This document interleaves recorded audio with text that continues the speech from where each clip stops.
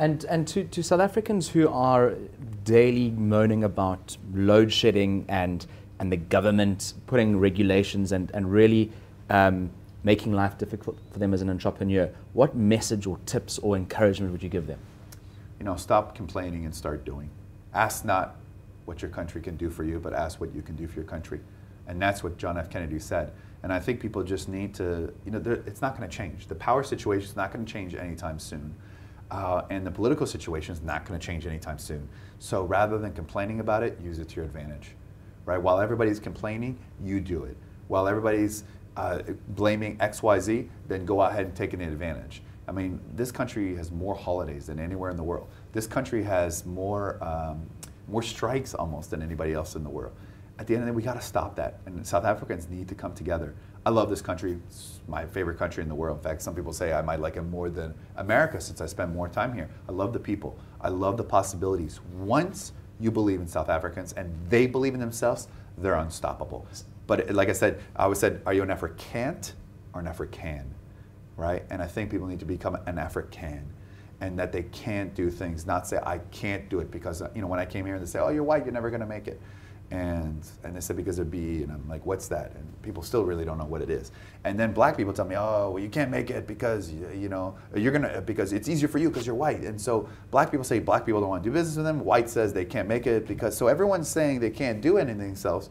And so rather than just doing and breaking the mold, I don't know, very few people in the world who make a lot of money sustainably just by doing work with the government. So I think it's part of it. It's the background. It's how people were raised. I mean, this country has overcome so much since the apartheid, and look where it is now. I mean, we're in Cape Town right now, or just take a look at Sandton. I mean, that's not a third world country. It's some of the most advanced things in the world. I mean, I'm at a hotel right now in Weston. It's fantastic. It's establishment.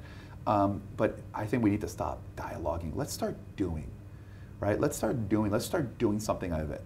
And, you know, people can love me or can hate me, but after 2.5 years, I have come back here hundreds of times. I've done hundreds of events, invested in businesses here, hired South Africans, took them global, took them to my home, now involved in charity, going to get more involved with youth entrepreneurship here, have built relationships with some of the most successful entrepreneurs in this country, and have about people that have come from townships. You know, my taxi driver now is very successful, and because he came to one of my events, and I think it's in the biography that you watch. You know, my book is coming out, Millionaire Underdog, first week of October, and you know, it's really about a lot of stories about South Africa. You know, I remember my coach said to me, you know, when you go to South Africa, don't go to South Africa as the man you are now. Go to South Africa as the man you're meant to be. And I think I sort of took the pressure off. And it's interesting because everyone said if your head is above the weeds, people are going to cut you off. That's the South African mentality. Well, you know what? You cannot deny the results I've done here. You cannot deny the things I've done. So I think that's why. And I think people have embraced the message of enthusiasm, my compassion and my love for the country. And I always said, if you're going to attack, you better make sure you can fight back, because I'm going to fight back. Because I'm going to fight out for my love of the country here, and I'm going to fight back for its people as well.